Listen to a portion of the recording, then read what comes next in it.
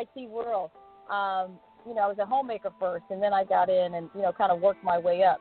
So I've got that kind of hungry persona and personality for starting a business. Now, and I'll give you some stats that I had. I was on a SBA call, and they said that the largest number of businesses being opened today are being opened by black females, believe it or not. The largest percentage, 70%. And I'm on there going, yeah, I helped that number, yeah. Okay, so, you know, so she says, but here's the problem. The cash register is not ringing. They only command 15% of the revenue. So something's wrong. There's something missing. You're starting the business. You're passionate about the business. Why is the business not earning any money? And these are like 5-year numbers. They're not the first year or second year where everybody's in startup or even third. These are 5-year data numbers. The register's not ringing. And so they were saying they were putting together a task force to find out why is the register not ringing on the largest number of businesses being opened by black females, but 15% of the revenue. So what were some of their theories? What were some of their theories as to why the numbers weren't ringing? Because, like I said, that's hard. They're opening businesses, but why? Because just what we were just talking about, the business acumen isn't there. The passion is there, the desire is there, but being able to turn that passion and desire into some real money, that's the issue. That's the issue. And so all of these young people that are coming out, if they don't have somebody that can say, let me spend 6 months with you, let me spend 3 months with you, and really teach you from a hands-on experience what you're going to need to do to drive those revenue numbers and what your expectations should be. Yeah. So that's what I think the issue is. Yeah. And the gap is. Yeah, definitely. And that's a big gap that definitely needs to be addressed. That's a big gap. Yeah. It's a very big gap. And it's just amazing that more people aren't trying to take on to that kind of responsibility, because I know that here in the area, there have been folks that have tried to do mentorship programs that have actually offered mentorship programs, but sometimes they are in fields that are don't necessarily have the glamour to them. Because I remember, and you probably know him well, Donald, but my good friend Roger Brown, who ran a company called Mr. Shoe, actually, and now works with Derma Upholstery, he actually wanted to offer mentorship to teach people how to actually fix shoes, like the old wing tips, and then repair the old ones and then turn the product you can sell. But that don't sound. You go to a kid in the hood, that doesn't sound as glamorous as going to play football or basketball or even some of the more glamour businesses. So he's sitting there going like, I don't want to be fixing those shoes, even though if you sell obscene amount of shoes at even a discount price, you're making a pretty nice little penny, and you make some money. And let me. That is a good point, because I was just with some local business people here in Richmond, and some of the most expensive meat you'll eat is now at these new butcheries. The old butchers, chopping up, beef and pork. And I said, this pot roast costs $38. What was this cow made of? And they're like, because the crafting of the butcher craftsman is back. Okay, the cobbler, the shoe cobbler is back. But it's the white millennials that are doing this, and they're making millions cutting up meat, like the old butchers used to do. Those skills are coming back, and black kids need to get on board. Those are very lucrative to say, I can repair a shoe, or I can build a shoe, or create a shoe for you. That's a skill that's very much needed. And these millennials coming out that are gentrifying our neighborhoods, to what you were talking about before, they're opening up butcher shops. Yeah, open up butcher shops.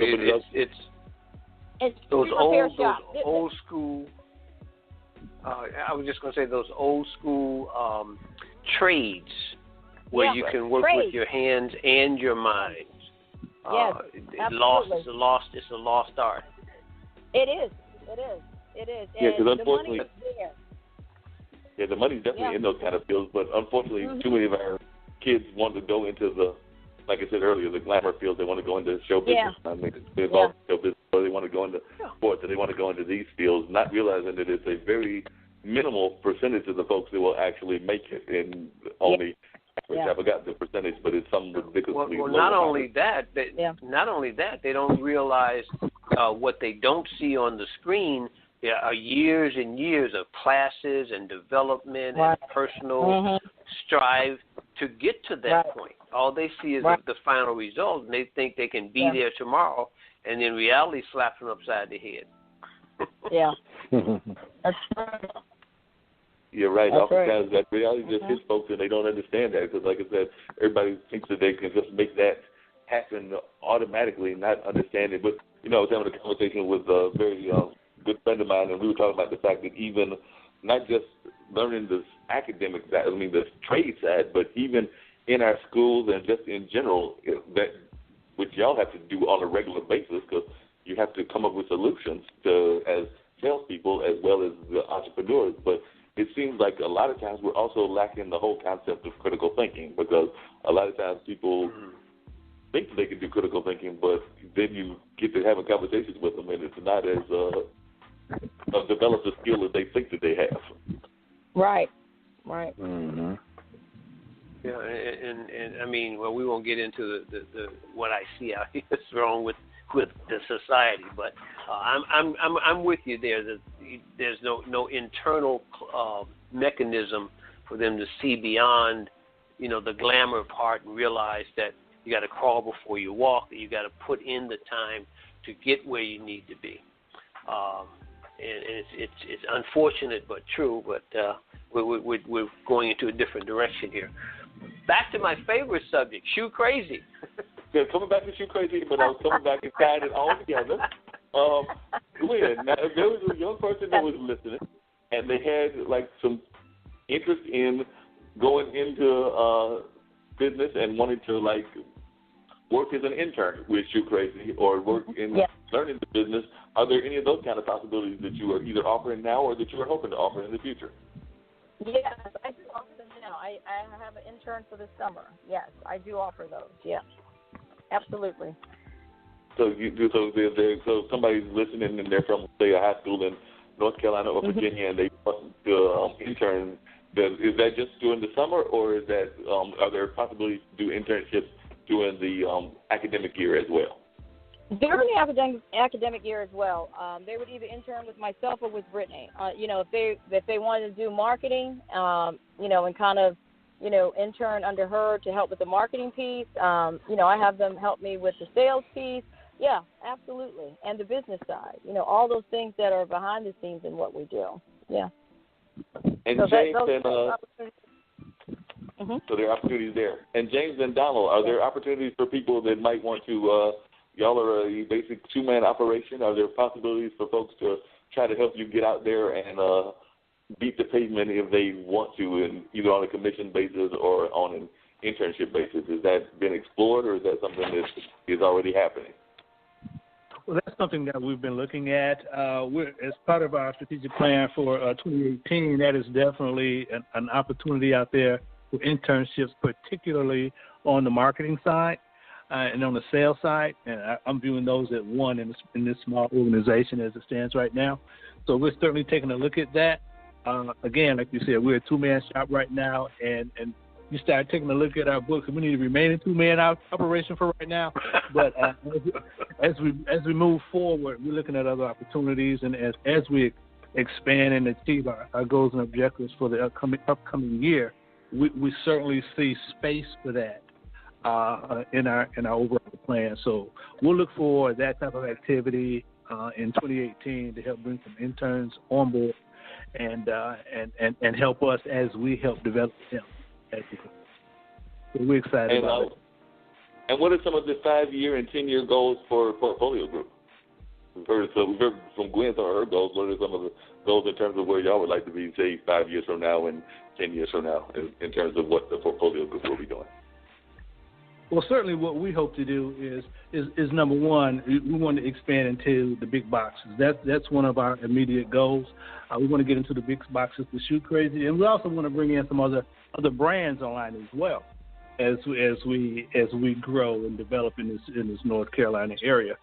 Also, of course, as we do that, we have to grow from a capital standpoint as well, which means we need to expand our warehousing facility as well as bringing some vehicles to transport these cases. We can't continue to transport in the back of Donald's truck and in my trunk of a two-seater, okay? Sooner or later, that's going to create a problem, So I know the feeling. I know you can relate, Gwen. Yes. We're certainly looking at those options and possibilities as well. One of the things as entrepreneurs, we're always thinking about things to improve the business. And I had this thought over the weekend, as a matter of fact, that I haven't even shared with Donald yet.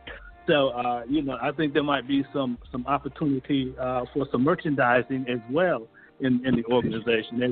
As we do wine tastings and we do these different events, I think there's some opportunity for some retail sales at these type of events. Yeah. It might generate some revenue for us as well. So we're going to look into the possibility of that and expanding on that piece of it in the next 5 to 10 years. So we're very optimistic about where we're going and excited about the future. Donald, you can add to that as you want. Oh, absolutely. We're on the same page as far as that goes, James. Like I said, what I've uncovered here in North Carolina is a interesting way to market wine, and I stumbled on it, as you know, and we're going to pursue that definitely for next year. I mentioned it briefly to Gwen, but I won't get onto it on the air. But it's a very interesting way to get things done.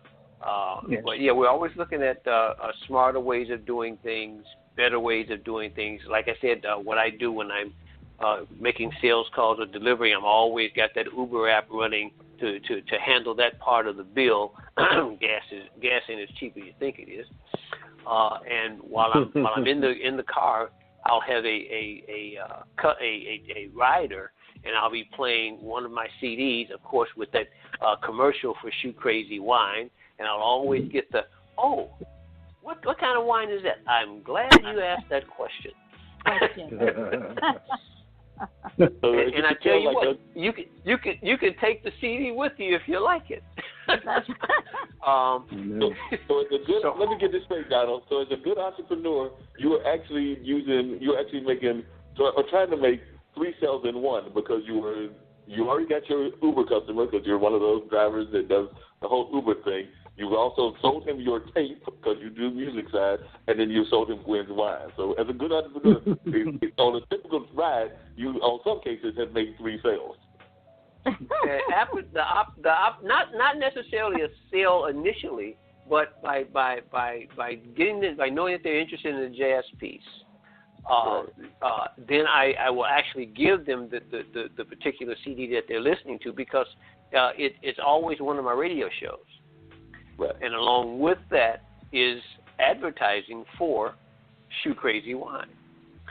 So as they're listening to it with their friends and having this talking about this experience with this Uber driver that distributes wine, they're hearing a commercial for Shoe Crazy Wine, and that probably gets played and listened to by 100 individuals a month, because that one person will then experience it with someone else and someone else and someone else. So it spreads the word about Shoe Crazy Wine and about Portfolio Group and DJ Smooth Jazz exponentially to people who had never known that the brand existed.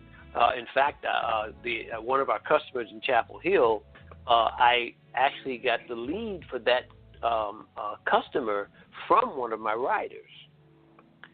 Wow. So to spread the word and to talk about it helps a lot, especially to get the information out there. And it's a challenge, but it's a fun challenge because I'm getting to do 2 things that I enjoy doing: 1, being an entrepreneur; 2, listening to my jazz all day; and 3, talking about Shoe Crazy Wine.